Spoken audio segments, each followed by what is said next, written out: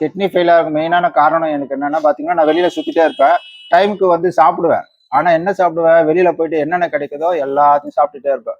காரம், இது அது எல்லாமே சாப்பிட்டுட்டே இருப்பேன். சாப்பிட்டனால என்ன ஆகும்னா, அஜினோமோட்டோ அது இதுன்ட்டு போய் சாப்பிடுவாங்க.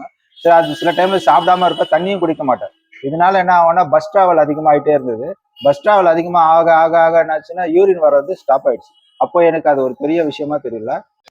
ஹாய் காய்ஸ், அனைவருக்கும் வணக்கம். நான் ரியாசுதீன். இன்னைக்கு வந்து உங்களுக்கு எல்லாமே வந்து சில்ட்ரன்ஸ்ல இருந்து பெரியவங்களுக்கு எல்லாருக்கும் ஒரு முக்கியமான விஷயம் சொல்ல போறேன். என்ன அப்படின்னு பாத்தீங்கன்னா, ஆஹ் எனக்கு இருக்கிற எனக்கு இருக்கிற நோய் என்ன நோய்னு பாத்தீங்கன்னா கிட்னி ஃபெயிலியர். எதனால கிட்னி ஃபெயிலியர் ஆச்சு அந்த காரணத்தை சொல்றேன். இப்போதான் அந்த சமீபத்துல ஜாஸ்தி ஆகி 2 கிட்னி ஃபெயிலியர் ஆகி டயாலிஸ் போயின்னு இருக்கு. பாத்தீங்கன்னா தெரியும். ஃபர்ஸ்ட் வந்து கழுத்துல போட்டாங்க. இங்க பாருங்க, இங்க 2 போட்டாங்க. அதுக்கப்புறம் அது ஃபெயிலியர் ஆயிடுச்சு. அதுக்கப்புறம் செஸ்ட்ல போட்டாங்க. செஸ்ட்ல முடிஞ்சவன கையில போட்டாங்க. கையில வந்து நம்ம ஜிஹெச்ல போய் போட்டாங்க. இது எல்லாமே காரணம் பாத்தீங்கன்னா நான் சாப்பிட்ட ஃபுட்டு தான்.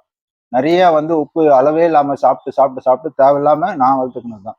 ஏன்னா ஸ்நாக்ஸ்ன்றது வந்து நிறைய சாப்பிட்டு தேவையில்லாத ஒரு உப்பு கண்டென்ட் இருக்கிறது வந்து கண்டிப்பா கம்மி பண்ணும். நம்மளோட கிட்னி இருக்கு பாத்தீங்களா, ரொம்ப ரொம்ப வந்து சென்சிட்டிவானது. ஏன் அப்படின்னு பாத்தீங்கன்னா நிறைய வேலை செய்யுது. அந்த கிட்னி வந்து பாத்தீங்கன்னா பிளட்டை வந்து தனியா பிரிக்குது. பிளட்டை வந்து செல்ஸ்ல இருந்து நிறைய தேவையில்லாத செல்ஸ்லாம் பிரிக்குது.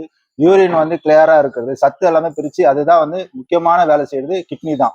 அந்த கிட்னியை நம்ம என்ன பண்றோம், தேவையில்லாத ஜங்க் ஃபுட்டு சாப்பிட்றோம், தேவையில்லாத கோக் அது இதுட்டு கண்ட ஜூஸ் எல்லாம் குடிச்சிட்டு நம்ம என்ன பண்றோம், வயிற்றுல இருக்கிறத ஃபில்டரேஷன் பண்ணது கிட்னி தான். அப்போ என்ன ஆகும்னா அந்த ஃபில்டரேஷன் பண்ணும்போது கிட்னி வந்து டேமேஜ் ஆகும். எதனால டேமேஜ் ஆகுதுன்னு பாத்தீங்கன்னா, அதனால எவ்வளவுதான் ஃபில்டரேஷன் பண்ண முடியும் சொல்லுங்க. உப்பை வந்து ஓரளவுக்கு தாங்கலாம். ரொம்ப உப்பு அதிகமா போட்டு போட்டு போட்டு போட்டு சாப்பிட்டு தேவையில்லாம அந்த கிட்னி வந்து 2 கிட்னியும் ஃபெயிலியர் ஆகி கடைசியில இப்ப பாத்தீங்கன்னா எனக்கு தெரியவே தெரியாது கிட்னினா என்னன்னே தெரியவே தெரியாது. நான் போய் ஒரு ஹாஸ்பிட்டல்ல ஜாயின் ஆனோன்னே அவங்க என்ன சொன்னாங்க, என்னப்பா உனக்கு கிரியேட்டிவ் லெவல்ல வந்து 17 இருக்கு அப்படின்னாங்க. கிரியேட்டிவ் லெவல் 17 எனக்கு புரியல அப்போ. சரி, என்னப்பா உனக்கு பிரச்சனை கேட்டாங்க. எனக்கு வாமிட் வருதுன்னு. எனக்கு வாந்தி வந்துட்டே இருக்கு. அதுக்கப்புறம் பாத்தீங்கன்னா கை கால்லாம் வீங்கிடுது அப்படின்னு. சரி, நான் போய் கேஎம்ஸ்ல போய் ஜாயின் பண்ணேன்னா உடனே அவங்க என்ன பண்ணாங்க, தம்பி இந்த அளவுக்கு நீ நடக்கிறன்னா ரொம்ப பெரிய விஷயம் தான். நீ வந்து நாட்டு மருந்தோ வேற எந்த மருந்து சாப்பிட்டாலும் உனக்கு சரியாகாது. நீ உடனே என்ன பண்ணும், டயாலிசிஸ் பண்ணாதான் உயிர் வாழ முடியும். அப்பதான் உங்க உடம்புல இருக்கிற அந்த இதெல்லாமே வந்து கிளியர் பண்ண முடியும். அது வரைக்கும் பண்ண முடியாது. இதனால என்ன ஆச்சுன்னு பாத்தீங்கன்னா, ஆபரேஷன் பண்றதுக்கு அங்க போய் அட்மிட் ஆனதுதான். கிட்டத்தட்ட வந்து ஒரு 3 மாசம் வரைக்கும் ஹாஸ்பிட்டல்ல இருந்து ரொம்ப ரொம்ப கஷ்டம். வேதனை எப்படின்னா, அந்த வேதனை வந்து யாரால அனுபவிக்க முடியாது. அவ்வளவு கஷ்டமான வேதனை. அந்த பெட்ல படுக்க வச்சுட்டு அவங்க அந்த மருத்துவ ஊசி போட்டு கிழிச்சிட்டு அந்த டியூப் உள்ள போட்டுருவாங்க. போடும்போது நமக்கு தெரியாது. ஆனா அந்த போட்டு முடிச்சவொடனே அந்த கழுத்தை இப்படி திருப்ப முடியாது, லெஃப்ட் திருப்ப முடியாது, ரைட் திருப்ப முடியாது. இந்த இடத்துல இப்படி உப்பலாவே இருக்கும். அந்த 2 டியூப் இப்படி வெளியில நீட்டிருக்கும் பாம்பு மாதிரி. அது நீட்டிட்டே இருக்கும். அவங்க டயாலிசிஸ் பாத்தீங்கன்னா அதுலதான் பண்ணுவாங்க. அந்த டயாலிசிஸ் இது ஃபர்ஸ்ட் ஸ்டார்டிங்ல பாத்தீங்கன்னா வாரத்துக்கு 3, வாரத்துக்கு 2 அந்த மாதிரி எல்லாம் பண்ணுவாங்க. எவ்வளவு கிரியேட்டிவ் அதிகமா இருக்கோ பண்ணிட்டே இருப்பாங்க.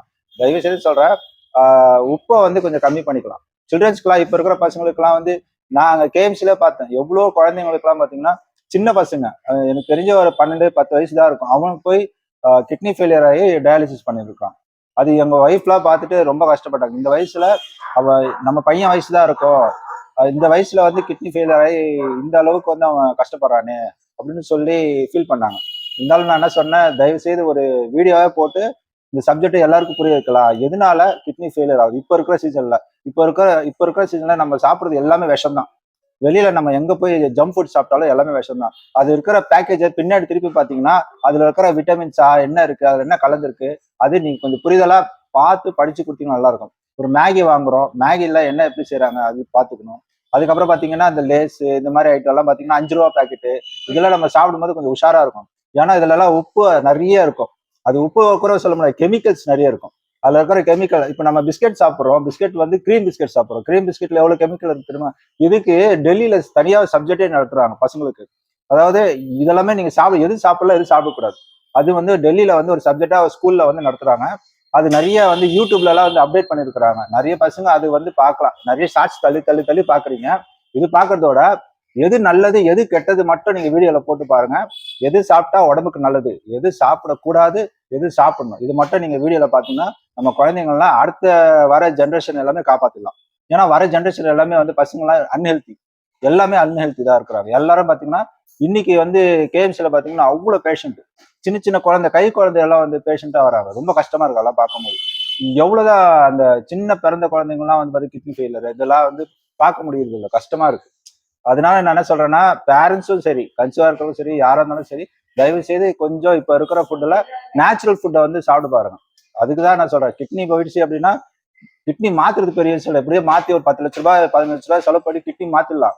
மாத்திட்டு அதுக்கப்புறம் அவஸ்தை ரொம்ப கஷ்டம். ஏன்னா மாத்திட்டு உயிர் வாழ்றவங்க நிறைய பேர், உயிர் வாழாதவங்களும் நிறைய பேர். ஏன்னா நிறைய பேர் வந்து பாத்தீங்கன்னா எனக்கு தெரிஞ்சு டயாலிசிஸ் பண்ணும் போதே உயிர் போயிருக்குங்க நிறைய பேருக்கு. எனக்கு பாத்தீங்கன்னா இப்ப பரவாயில்ல, இந்த மிஷின் ஓடிட்டே இருக்கும். தெரியாம இந்த கையில வந்து பேபி பார்க்க கூடாது, ஊசி போடக்கூடாது, நிறைய கண்டிஷன் இருக்கு.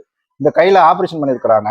இந்த கையில ஆபரேஷன் பண்ணிட்டு என்ன பண்றாங்க, இந்த இடத்துல வந்து பிளட் எடுத்துட்டு டயாலிசிஸ் பண்றாங்க. பண்ணும்போது அவங்க அவங்க சொல்ற கண்டிஷன் என்ன, நீ வெளியில போனா கூட ஞாபகம் இல்லாம இந்த இடத்துல வந்து பிபியே பார்க்க கூடாதுப்பா, ஊசி போடக்கூடாது, இந்த கையில எதுவுமே வெயிட் தூக்க கூடாதுன்னு. நம்ம தெரியாம தூக்கிட்டோம் அப்படின்னா இந்த மிஷின் நின்றுச்சுன்னா மறுபடியும் 45 நாள் வெயிட் பண்ணும் இந்த ஆபரேஷன் பண்ணணும்னா. இந்த கையில மிஷின் போட்டு ஆபரேஷன், இந்த கையில வந்து கை வச்சு பாத்தீங்கன்னா உள்ள மிஷின் ஒரு மாதிரி வைப்ரேட் ஆயிட்டு இருக்கும். இதோட வேலை என்னன்னு பாத்தீங்கன்னா நம்ம ஹார்ட்ல இருந்து ரத்தம் வருது பாத்தீங்களா, டைரக்டா வந்து நல்லா அதிகமா பம்ப் பண்ணி வெளியில தள்ளுது. அப்பதான் டயாலிசிஸ் பண்ணும்போது சீக்கிரமா வந்து 4 மணி நேரம் அவங்க விளையாட்டு விஷயம் கிடையாது. கிட்னி போயிடுச்சுன்னா பெட்ல வந்து டயாலிசிஸ் பண்ண 4 மணி நேரம் 4.5 மணி நேரம் வரைக்கும் நீங்க படுத்துட்டே தான் இருக்கும். கை அசைக்கவே முடியாது. இப்படி கை அசைக்கவே முடியாது. ஏன் அசைச்சிங்கன்னா நீடில் வெளியில வந்துச்சுன்னா அந்த மாதிரி மொத்த ரத்தம் வெளியில வந்து ஆள் காலி ஆகும். ஏன்னா பிபி ஃபுல்லாவே ஷுட் அவுட் ஆகுது. டவுன் ஆயிடுச்சுன்னா ஒண்ணுமே செய்ய முடியாது. அவங்க வந்து பார்ப்பாங்க, எவ்வளவு பேர் கேர் பண்ணுவாங்க, கவர்மெண்ட் ஹாஸ்பிட்டல் கேர் பண்ணுவாங்க. ஆனா எவ்வளவு பேர் பார்க்க முடியாது. கிட்டத்தட்ட அங்க போய் பேஷண்ட்டை பாத்துங்க, நீங்க எல்லாம் தயவுசெய்து சொல்ல, தண்ணி அடிக்கிறவங்களும் சரி, எந்த கெட்ட பழக்கம் இருக்கிறவங்க எல்லாமே பண்ணாலும் அந்த ஃபில்டரேஷன் பண்றது கிட்னி மட்டும் தான். கிட்னியை பத்திரமா பாத்துக்குங்க. கல்லீரல், கிட்னி இதெல்லாம் வந்து ராஜ உறுப்புகள். இதெல்லாமே நீங்க பத்திரமா பாத்துக்கணும். அதே மாதிரி அடுத்த வர ஜென்ரேஷனை நீங்க பத்திரமா பாத்துங்க. உங்க பிள்ளைகளை காப்பாத்துங்க. ஏன் அப்படி சொல்றேன்னா, இப்போ என்னோட பசங்களை நான் சொல்லிட்டேன், அப்பா இப்படி இருக்கிறேன்டா, எவ்வளவு நாள் இருப்பேன்னு தெரியாது, அதனால நீங்க இருக்கிற வரைக்கும் கொஞ்சம் உஷாரா இருந்துருங்க. வர ஜங்க் ஃபுட்லாம் சாப்பிட்டு தேவையில்லாம சாப்பாடுலாம் சாப்பிட்டு வெளியில சாப்பிடாம இருப்பாங்க. தேவையில்லாத வேலை நிறைய செய்வாங்க.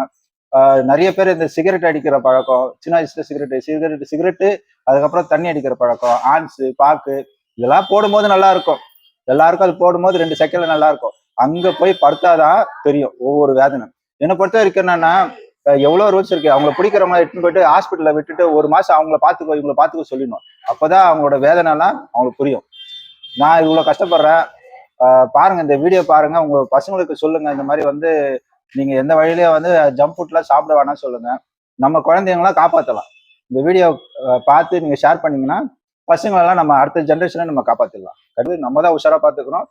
ஜங்க் ஃபுட்டை தயவு செய்து சாப்பிடாதீங்க. என்ன மாதிரி ஒரு கிட்னி ஃபெயிலியர் யாருக்கும் ஆகக்கூடாது. பெரிய நோய்னா இதுதான். எதிரி கூட வரக்கூடாதுன்னு நான் நினைப்பேன். இந்த நோய் மட்டும் எதிரிக்கு வரக்கூடாது. யூரின்ல வந்து நுர கட்டுது அப்படின்னாங்க. நுர கட்டுதா, அப்ப என்ன பிரச்சனை உங்களுக்கு, என்ன ஆகுதுப்பான்னு கேட்டாங்க. வாந்தி வருது அப்படின்னு. வாந்தி வருது, நுர கட்டுதுன்னா அப்ப நீ பார்க்கணும், காலை காட்டுன்னு காலை டாக்டர் அழுத்தி பார்த்துருந்தா குழி விழுந்தது. குழி விழுந்தோன்னா கண்டுபிடிச்சிட்டா, அப்பா இது வந்து வேற பிரச்சனை, நீ வந்து எக்கோ டெஸ்ட் எடுக்கணும் அப்படின்ட்டு டாக்டர் எடுத்துன்னு போயிட்டு ஹார்ட்டை செக் பண்ணாரு. அதுக்கப்புறம் கிட்னியை எக்கோ டெஸ்ட் பண்ணி பார்த்துட்டு வயிற்றுல இருக்கிற வயிற்றாண்ட வச்சு செக் பண்ணி பார்த்தாங்க. செக் பண்ணி பார்க்கும்போது 2 கிட்னியும் வந்து கிட்டத்தட்ட வந்து 75% டேமேஜ்ப்பா, ஒன்றும் செய்ய முடியாது. இது வந்து சும்மா ஒட்டிட்டு இருக்கு, நீ எப்படி சாப்பிட்ற, எப்படி இது பண்ற, என்னால முடியுதான்னு கேட்டாங்க.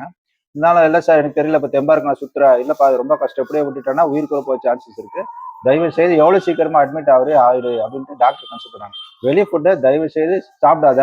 அதே மாதிரி வீட்டுல உப்பு போட்டு அதிகமா உப்பு போட்டு நிறைய போட்டு சாப்பிடாத. உப்பு இல்லாம சாப்பிட பாரு. உப்பு நீ கம்மி பண்ணிட்டேன்னா உன்னோட வந்து கிரியேட்டின் லெவல் கம்மியாயிடும். கிரியேட்டின் லெவல் கம்மி ஆயிடுச்சுன்னா ஆட்டோமேட்டிக்கா உனக்கு வந்து டயாலிசிஸ் கம்மி பண்ணுவாங்கன்றாங்க. வெளி ஃபுட்டு சாப்பிட்றது கொஞ்சம் கம்மி பண்ணா என்னை பொறுத்த வரைக்கும் ரொம்ப ரொம்ப நல்லது. வெளி ஃபுட்டு சாப்பிடாதீங்க. அதனால நான் நிறைய பிரச்சனைல வந்து உள்ள போயிட்டேன். நிறைய பேர் நினைப்பீங்க, என்னடா வெளியே ஃபுட்டு சாப்பிட்டா நம்ம என்ன, அவங்க கலக்கும் போது தான் தெரியும். அந்த இடத்துல பாத்தீங்கன்னா எதுல செய்வாங்கன்னு தெரியாது. ஆயில் சுத்தமான ஆயில் இருக்காது. அஜினமோட்டோ இது எல்லாமே வந்து நமக்கு வந்து நோய். அஜினமோட்டோ சாப்பிடலாம் ஓரளவுக்கு, ஆனா அவங்க போடுறது பாத்தீங்கன்னா தெரியும், ஃபுல்லா தெரிச்சு விடுவாங்க.